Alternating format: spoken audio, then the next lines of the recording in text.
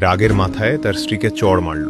মুহূর্তের জন্য পরিবেশ কেমন যেন নিস্তব্ধ হয়ে গেল। তার স্ত্রীর চোখে পানি চলে এলো এবং সে দুঃখের সাথে বলল, আমি তোমার নামে অভিযোগ করব। স্বামী ব্যঙ্গাত্মক সুরে উত্তর দিল, কার কাছে অভিযোগ করবে? আমি তো তোমাকে বাইরে যেতেই দেব না। সে অত্যন্ত শান্তভাবে বলল, তুমি কি মনে করো দরজা বন্ধ করে আমাকে আটকে রাখতে পারবে? সে অবাক হয়ে বলল, তাহলে তুমি কি করবে? সে বলল, আমি একজনের সাথে যোগাযোগ করব। স্বামী হেসে বলল, কিন্তু তোমার ফোন তো আমার কাছে, যা করার করো। স্ত্রী হঠাৎ বাথরুমের দিকে দৌড় দিল।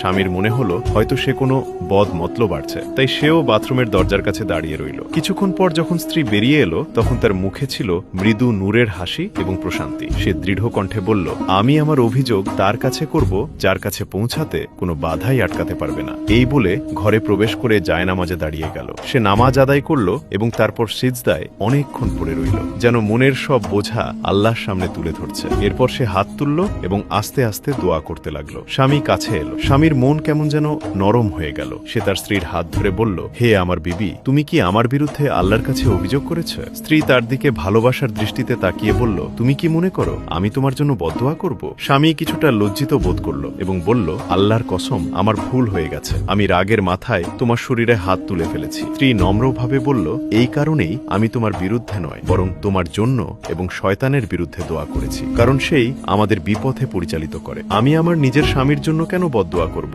এটা শুনে স্বামীর চোখ অশ্রুতে ভরে গেল। সে ঝুঁকে তার বিবির হাতে চুমু খেলো এবং বলল, আমি কথা দিচ্ছি, আজ থেকে তোমাকে আর কখনো কষ্ট দেব না। তোমাকে প্রহার ও আঘাত করে কখনোই কথা বলবো না। আর এভাবেই রাগের বশবর্তী হয়ে ঘটিয়ে ফেলা একটি মুহূর্তকে ধৈর্য, দোয়া এবং আল্লাহর উপর বিশ্বাস ব্যাপারটাকে চিরতরে বদলে দিল।